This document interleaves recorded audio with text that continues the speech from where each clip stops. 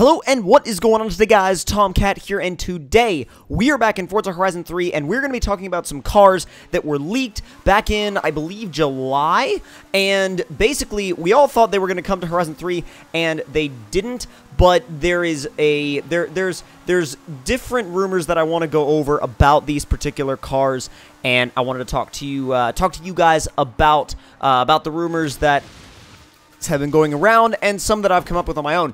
And real quick, look at this crazy flip spin thing. I have no freaking clue what it was or how it happened, but we drove out of it, so it's fine, and we're gonna leave it in the past and just go.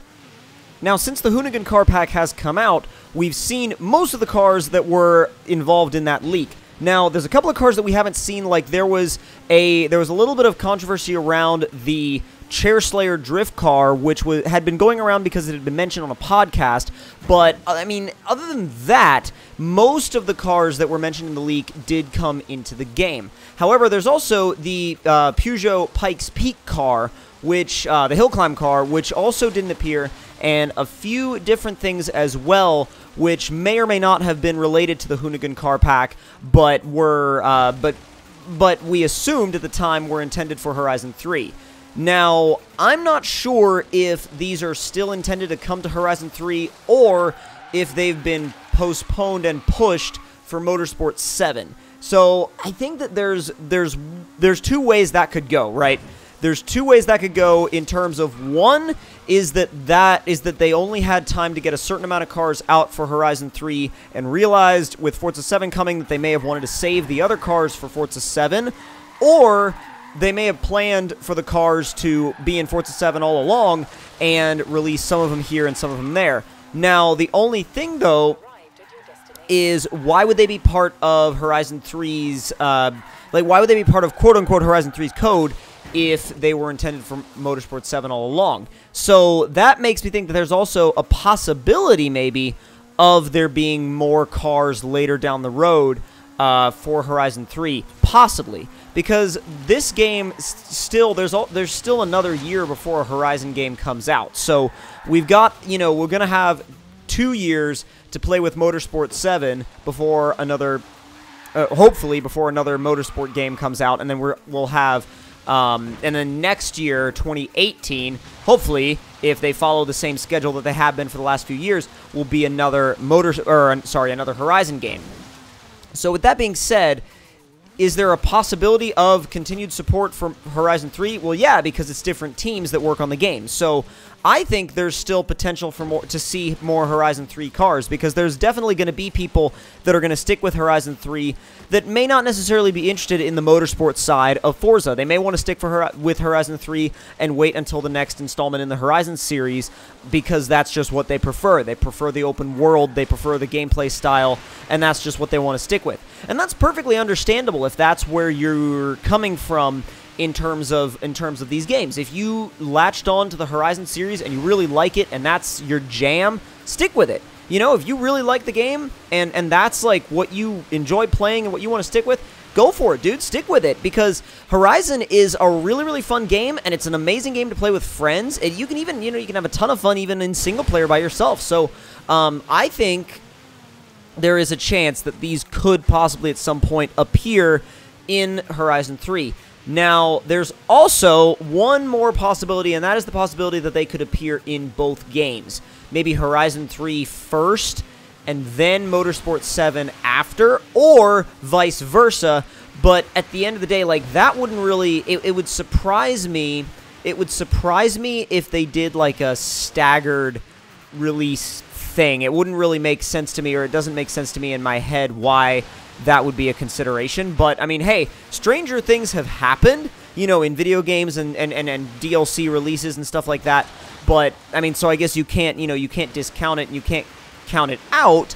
But at the end of the day, we just have to wait and see, right? I mean, it's one of those things that you have to wait and see if it's going to happen. So I think that we should definitely gear up for more DLC, or at least more cars to appear in Horizon 3, but don't discount the fact that they may be just for Motorsport 7, and they may have just been postponed and pushed to be released in that game. So, personally, I would like what I would like to see is I would love if they were in both games. I would love to see if they were in both games, because then you would be able to literally, you could have one on one game and then one on the other game. You could rebuild the same car, or you could build a different version of that car, or if you latch onto one that you really, really like, you can just stick with that. You know what I'm saying? Like, if you latch onto one that you really, really like, you can stick with that, and that being either the game or one car in either game that you just like to swap between games and use the same car. I mean, I know that there's people that do that because they like one or two cars, and they just use those cars in between different games, and that's just their thing. So that's how I would like to see it go. I would like to see as many options as possible in as many games as possible. But again, that doesn't always happen with DLC and game releases and things like that, because, you guys know how that goes. That doesn't always happen with game developers and manufacturers and things like that. So you can't always pick and choose what DLC you want them to make.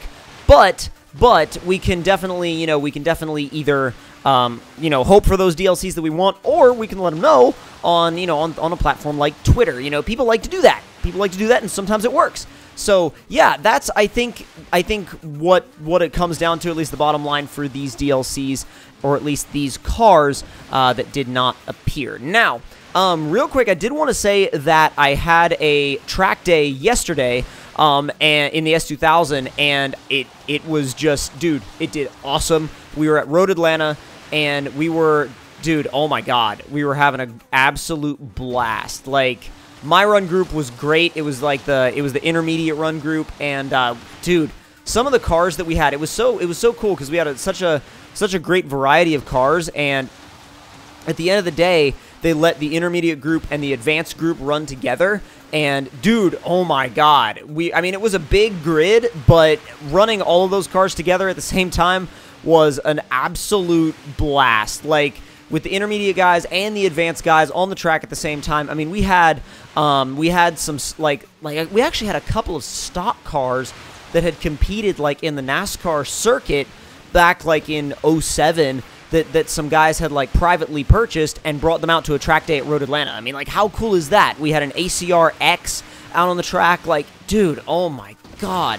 It was literally like playing Forza Motorsport, whichever, in real life, because you had everything from, stockish Miatas to, Vets and S2000s and BRZs, and then, oh, by the way, here's an ACR X and a retired stock car. So, it's, just so many things on track at once, but it was super fun and really, really enjoyable. I mean, I pushed my brakes to the limit. I'm ready to upgrade my brakes again to a compound that can handle a lot more heat. Because my Project Muse, I mean, I loved them, but they just couldn't handle. It got to a point where they couldn't handle the heat of how late I wanted to brake and how much pressure I was kind of asking out of them.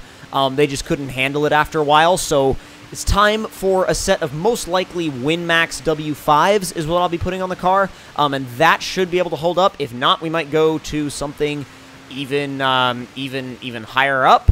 But I mean, I don't know if I'll have to do that or not. We'll have to see, because a WinMax W5 would definitely be the most powerful brake pad I've run so far. I mean, for fluid, my fluid is covered. I mean, I'm running Motul RBF 600. And, I mean, I may try a couple of other fluids, but that fluid has been really, really solid for me over, the past few years. So I think I'm probably just going to keep using that, unless I find some reason to swap it out. And I got my front rotors so hot that I actually have small spider cracks in my front rotors, which is, I mean, I got to hand it to my StopTech rotors. I mean, they hold up to so much abuse that, I mean, this is the first sign of them starting to go that I've seen. I mean, the crazy thing about my StopTech rotors is that they don't warp. They just don't. I mean, you could beat the absolute crap out of them over and over and over and over, and they still don't warp. I mean, this is still the first set of StopTech slotted rotors that I've had on the S2000, and they've been through well, this would be the pad change that I'm about to do would be their third pad change. So, I mean, they've been through quite a few pad changes, and I'm definitely definitely proud of them, and I think I'm going to keep... See, that's the thing, is I'm just going to keep using them because they do a great job. I mean, they stand up to so much abuse that, you know, it's like, if it's not, you know, if that setup is not, like, going wrong, then you really don't need to, change it, unless it gets to the point where those rotors aren't strong enough. Like, if those more powerful pads start to chew them up, then I might find a rotor that's a little bit stronger, but we'll see. So if you guys enjoyed this video in Forza Horizon 3, don't forget to leave me a like, tell me in the comments down below what y'all thought of it, and if you're new to the channel, don't forget to subscribe for more, and I'll see you guys next time. Talk to y'all later.